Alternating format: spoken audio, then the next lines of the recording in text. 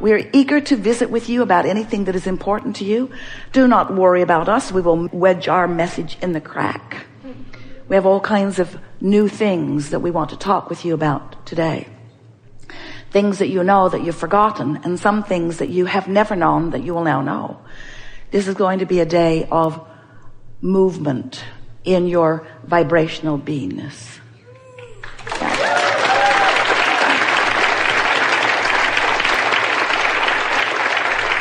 So, what do you want to talk about? You've come with some things. Good for you. Really, really good. Take it easy and trust that whatever it is, we'll talk about fully. Since you've been listening to us for a while, and we can feel the clarity of who you are, we're going to make this opening short. This short, in fact. We're going to open this conversation to the things that you really want to talk about. We're going to remind you of this one really important thing.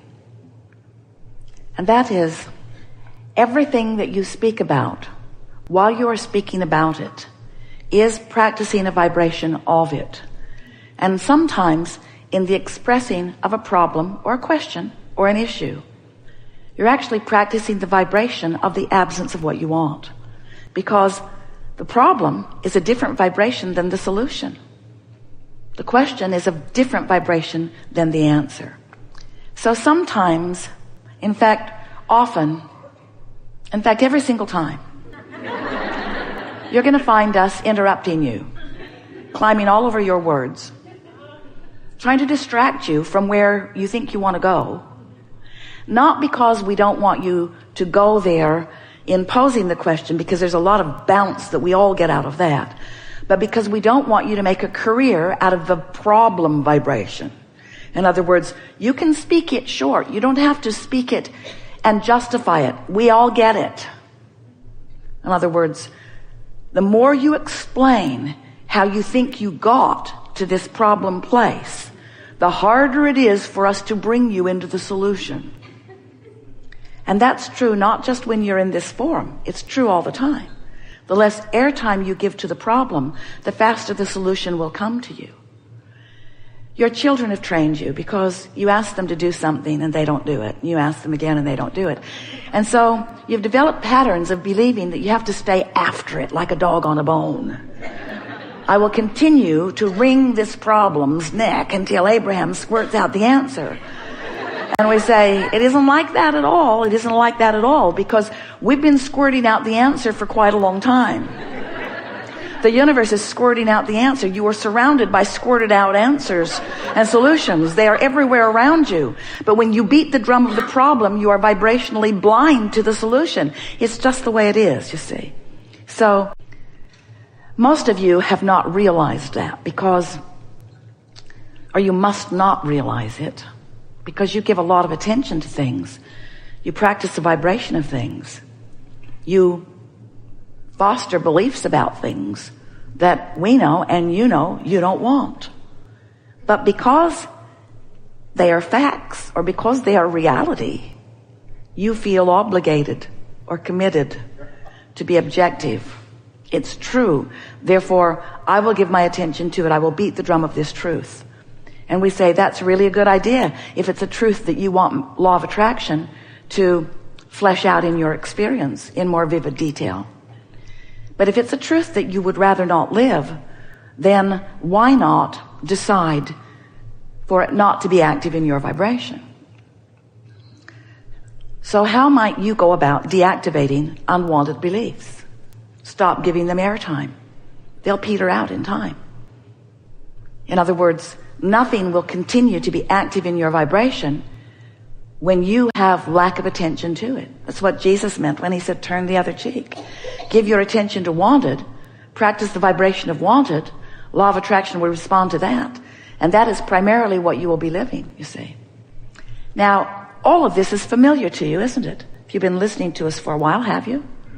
Do you know that you are the creator of your own reality? Do you know that you are a vibrational being?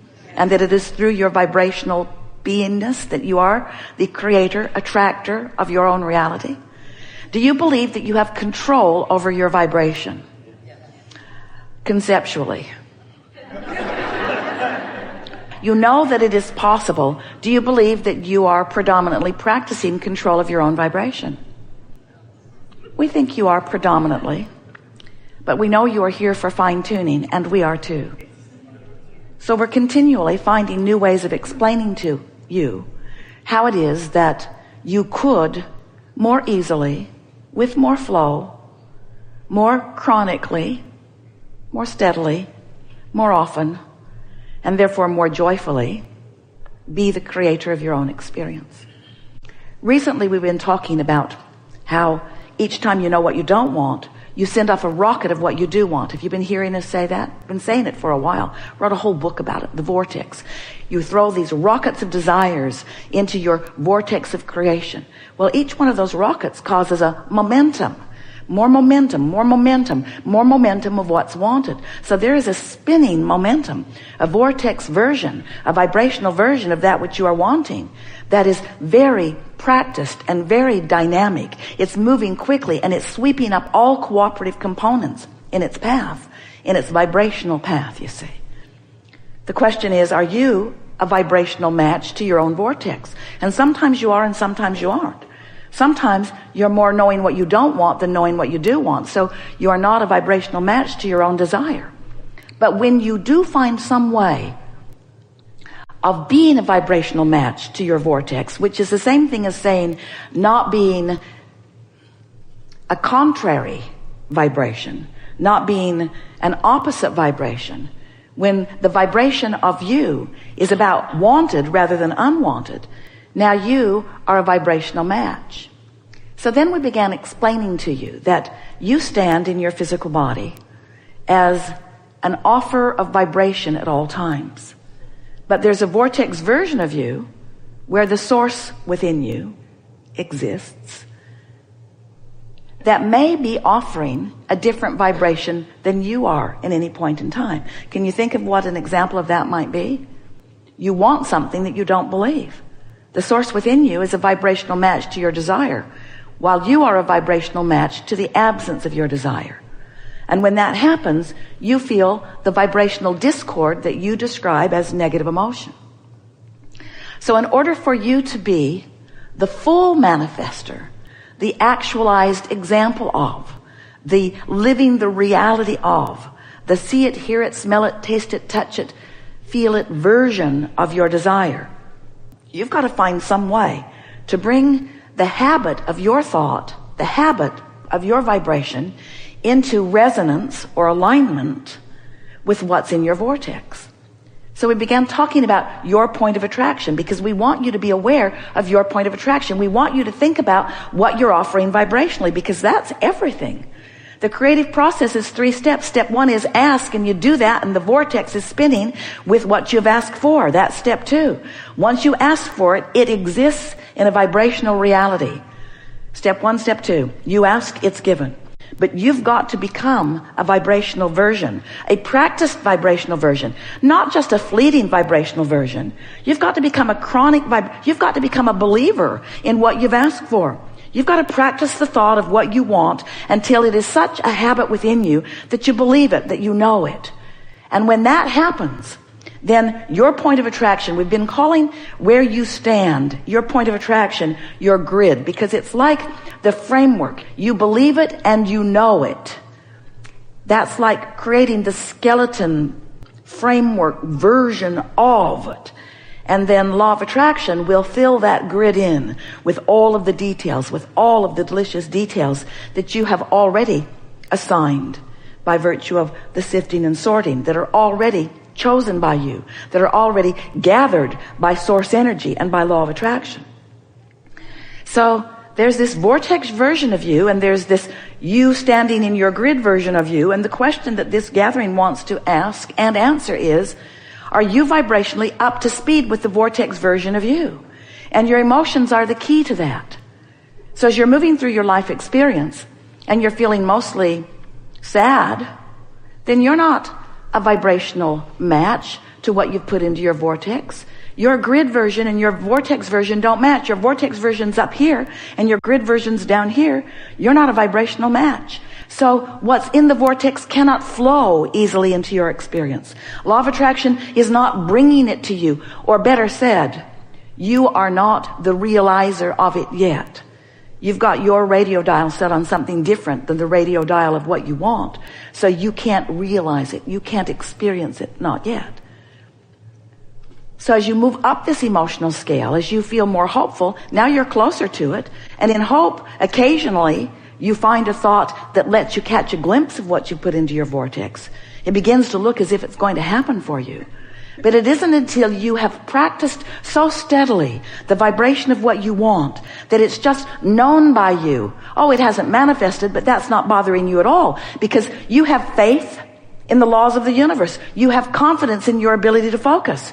You know that you are the creator of your own reality. You believe that you can adjust your vibration at will. You know you can because you've done it before. Maybe not on this subject yet because it's a tougher subject. But you do have enough confidence in the laws of the universe being steady and consistent, and in the nature of the source within you of knowing you're worthy, knowing your value. And so as you get hold of this understanding of how this all works, and in the early stages of your day, you deliberately choose which spinning grid disc you start the day out on. You start out discouraged like you were when you went to bed, had an argument. You know you're right, which means you know they aren't. And you're really tired of it. And when you wake up in the morning, does your mind go right there?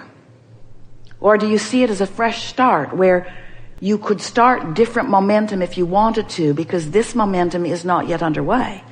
So you choose high-flying momentum.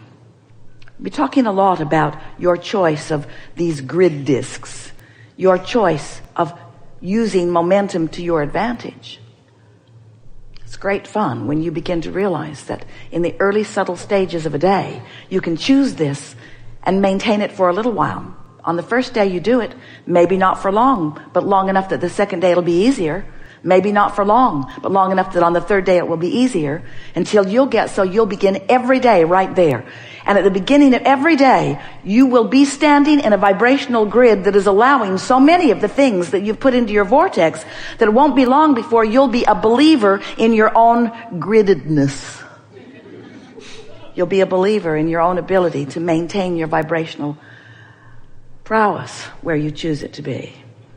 We're not asking you to create vibrational realities. We're not asking you to just continue to expand the vibrational version of you, the vortex version of you, and then leave it at that. But we are saying that's the first step in creation, knowing what you want, even when you don't have it.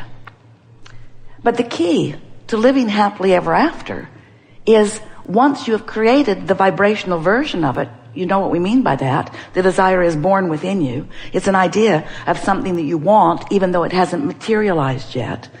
Once there is a vibrational version of it, it's sure, it's certain that the fleshed out version of it can be yours, provided you get vibrationally up to speed with the vibrational version of it.